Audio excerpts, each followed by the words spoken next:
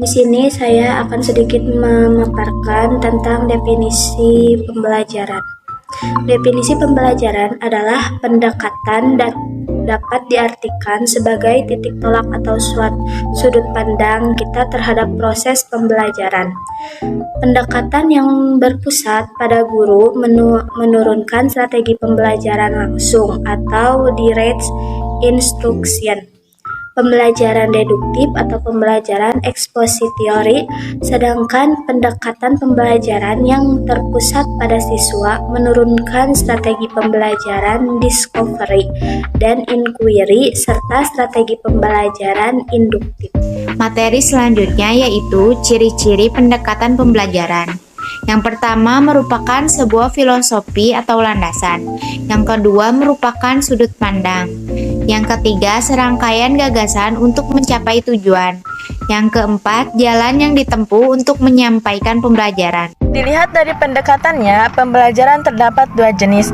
Yang pertama, student-centered approach, yang artinya pendekatan ini berpusat kepada guru. Sebagai seorang siswa, hanya perlu memahami dan mendengarkannya saja, karena semua pembelajaran dijelaskan oleh guru.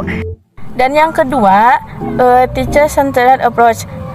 Pada pendekatan ini, guru lebih mengarahkan siswa untuk banyak praktek, karena memiliki alasan agar seorang siswa banyak memperoleh pengalaman dan mendapatkan makna dalam setiap pembelajaran. Jenis-jenis pendekatan pembelajaran. Yang pertama, pendekatan humanistik. Pendekatan humanistik dalam pendidikan menekankan pada perkembangan positif. Pendekatan ini berfokus pada potensi manusia untuk mencari dan menemukan kemampuan yang mereka punya dan mengembangkan kemampuan tersebut. Yang kedua, pendekatan pemecahan masalah.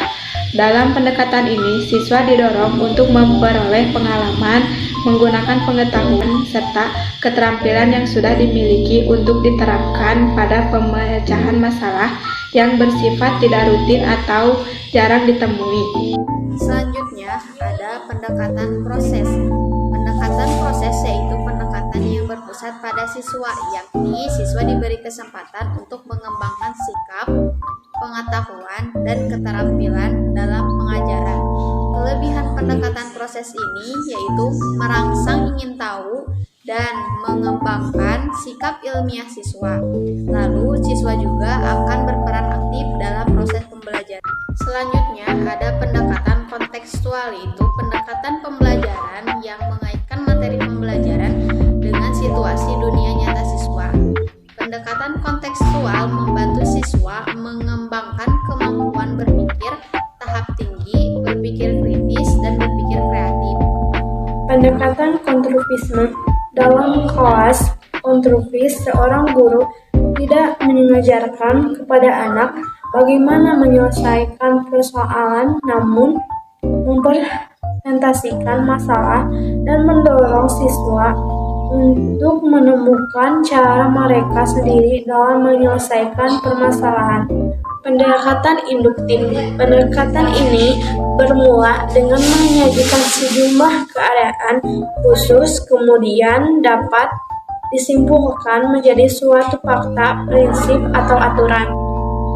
Pendekatan dedukatif adalah pembelajaran yang berpangkal dari hal yang bersifat umum lalu diarahkan pada hal yang bersifat khusus. Pendekatan ini adalah perbaikan dari pendekatan indukatif. Pendekatan open-ended. Siswa dihadapkan pada open-ended, tujuan utamanya bukan untuk mendapatkan jawaban tetapi lebih menekankan pada cara bagaimana sampai pada suatu jawaban.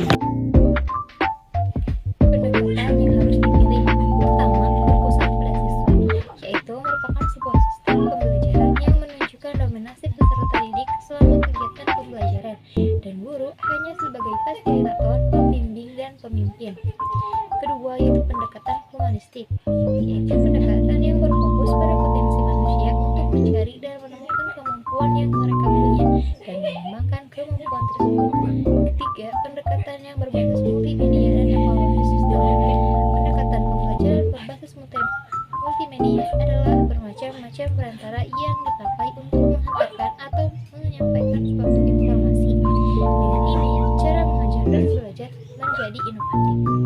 Sedangkan pendekatan pembelajaran dengan cara evaluasi sistem yaitu lebih mengedepankan kepada proses, sehingga komponen yang termasuk dari proses harus dievaluasi, baik itu dari konteks, input, proses, dan produk. Dan terakhir itu pendekatan belajar dalam kelompok atau cooperative learning, yaitu model pembelajaran dengan memberikan tugas kepada siswa dalam sebuah kelompok